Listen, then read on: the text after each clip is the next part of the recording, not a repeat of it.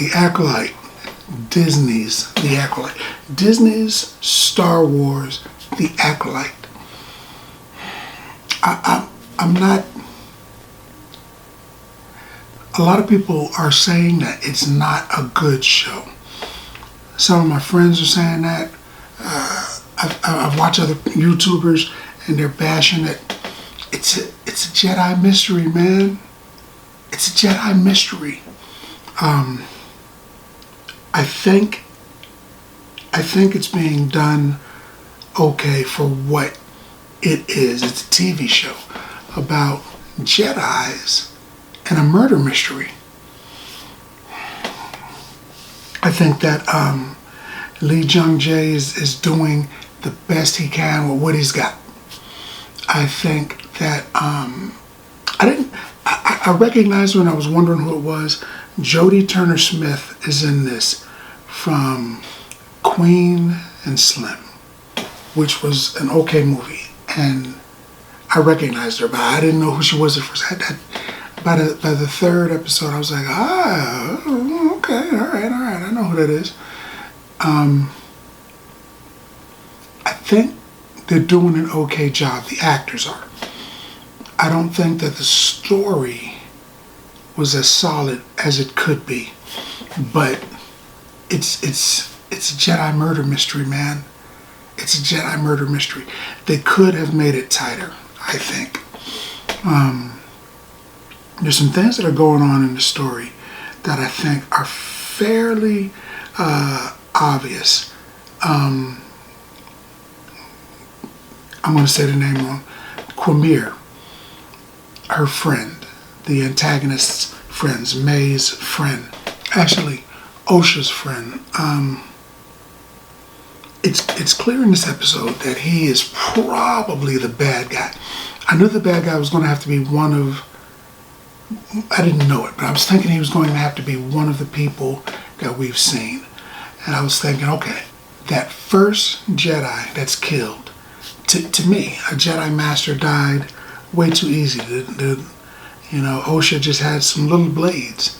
Jedi are fighting aliens and monsters and all kinds of stuff all over the place. Somebody with a little bit of force training and a couple of blades killed a Jedi Master. Doesn't seem like that's possible. I mean, Obi-Wan's a Jedi Master. Yoda's a Jedi Master. I couldn't have seen them get killed by a little girl throwing knives, but they killed her. So I was thinking that was way too easy. I was thinking maybe she's the master. Then I'm thinking Saul might be the master. Maybe there's something hidden going on here with him. He's got secrets. So maybe he was the master. But then when Quamir was talking to her in the forest, he was nudging her. And he wasn't doing that in the previous episodes. And when she asked him if he had ever met the master, and he said, no, of course not. I'm thinking he sounds like he's lying. For a long time, I was in sales, right? And trying to sell somebody something, they often lied to you. The other salespeople, everybody was lying. It was a bunch of liars. And you would get accustomed to hearing people say things, and you would say, that person's lying. You could kind of tell. You could kind of feel it.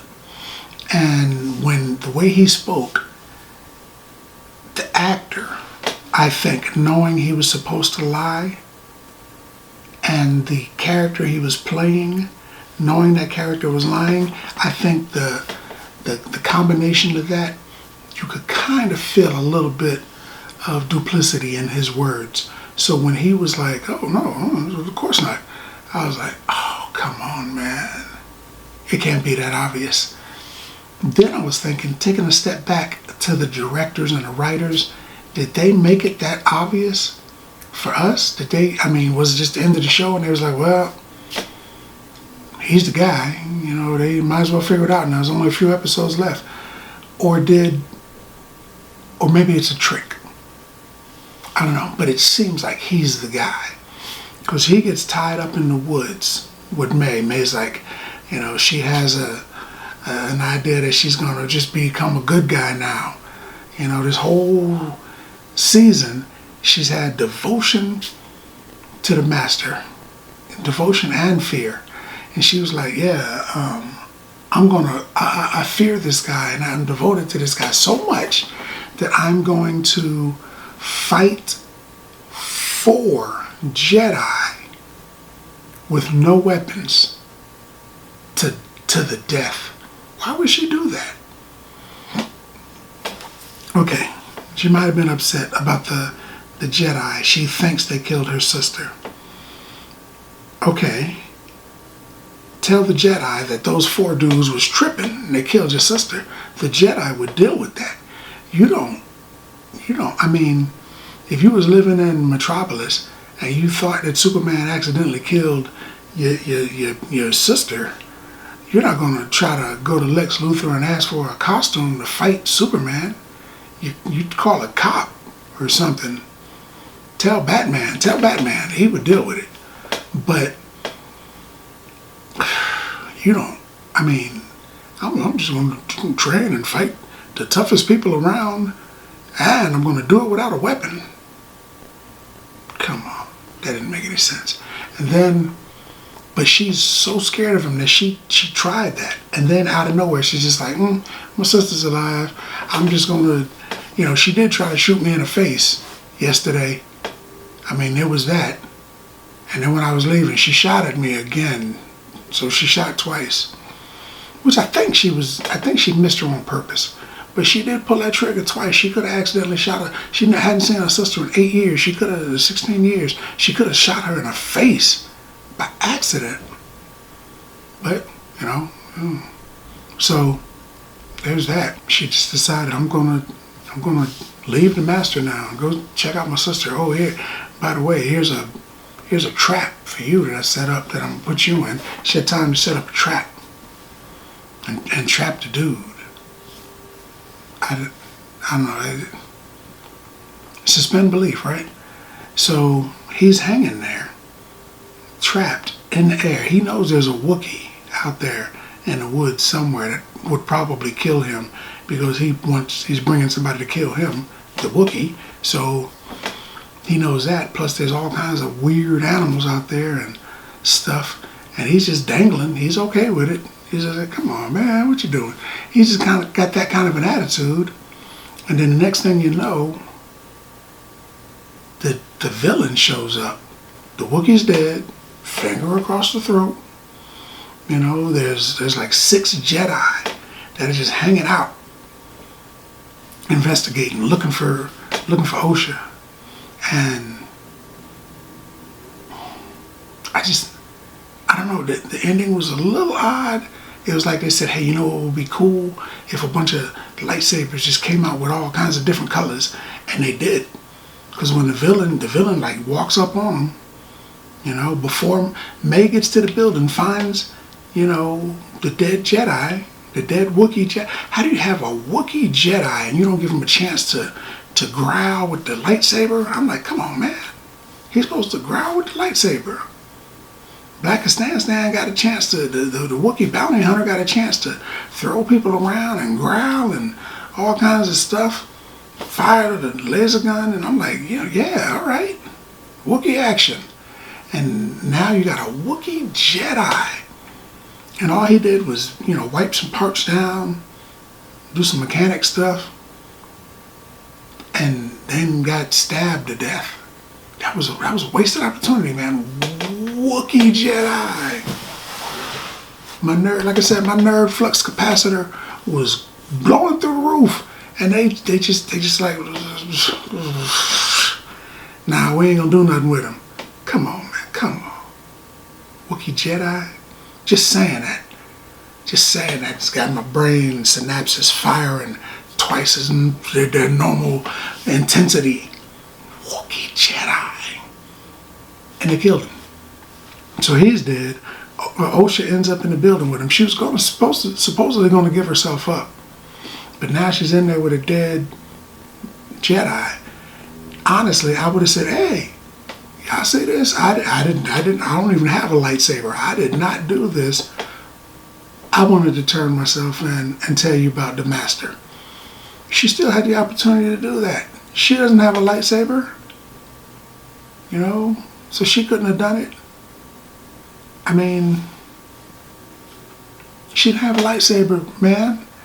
And they could have checked. They could have used their force power and checked to see if she had done it. You know? She could have done that. They could have done that. But she's in there hiding. I'm thinking it's the Jedi, man. Why are you? They know if you did it or not. But she's just chilling inside there, peeking out at them. And while she's peeking, the master shows up. And I knew there was a problem. Because at first he shows up and the Jedi turn around. And it's like I said, there's like 6 of them, 7 of them. And I'm like, okay, well, 7 Jedi versus one dude. You know, I don't even know if Darth Vader could handle 7 Jedi masters. You know, well, I don't know if they're all masters. Honestly, I think one of them was a Padawan, so they might not have all been masters, but 7 Jedi, one dude, nah. But Saul says, what are you? What are you, not who? So the level of power that he could feel from this master, it didn't make sense to him. It wasn't a person. He said, what are you? So I was like, well, that's good reason for everybody to go get back on the jet and take off and be like, hey, we need to blow that planet up. But nah, they tried to fight him. He pulled his blade out on May, so they pulled their blades out on him. They probably should have tried to surround him, but just ran up on him all Captain America Civil War. You know how they was all running at each other at the airport? They just pulled out their blades and was like, and started running at him. And I'm thinking, that doesn't seem very Jedi-esque. I think Saul assembled this team. Maybe he got a bunch of people he knew were going to die. Because I'm still thinking, there's something going on with him. Why did he pick a bunch of people that would do that? And that one dude, the one guy, I can't remember his name, the one Jedi Knight, the black guy, he, every time somebody did something, he pulled his robe to the side and pulled that blade out. He was quick to grab that blade all of the time, even when they were in the dark. He pulled his blade out for light. I mean, they're in the future, in space. Well, actually, I guess they're in the past. Far, far away, a long, long time ago, but still, they're futuristic stuff. They didn't have a flashlight. Nobody had a flashlight. He had to pull his blade out so that they could see. That didn't make any sense. He grabs that blade all of the time, so he knew he was going to grab his blade. And the rest of them, he assembled them. He pulled his blade. They pulled their blade. They're following his lead. And then he rushed them. I got a lightsaber! And he's running at him with the lightsaber. And then the dude just was like, flick! And threw May off the screen. I don't even know where she was at now. He just went whack, and she just poof, disappeared off the screen. And then he pointed his hand at them and scattered all of them. So with a slight gesture from his hand, he was more powerful than 6, 7, 8 Jedi. So then I was like, okay, yeah, that Wookiee probably would have died. But they should have showed the fight, man, or something. They should have given us a little piece of that or something. But yeah, I'm ready for the next episode. Even though everybody's bashing it, I'm curious who this dude is. I'm curious who he is. What's his connection to May and Osha? Probably that whole twin power thing. I want to know what Saul is hiding. I'd like to see if May is going to try to shoot her sister in the face again. Or are they going to pretend like that didn't happen and just hug each other? And also pretend like Osha didn't try to kill him when they was 8. You know, you want to leave? I know how to stop you. How?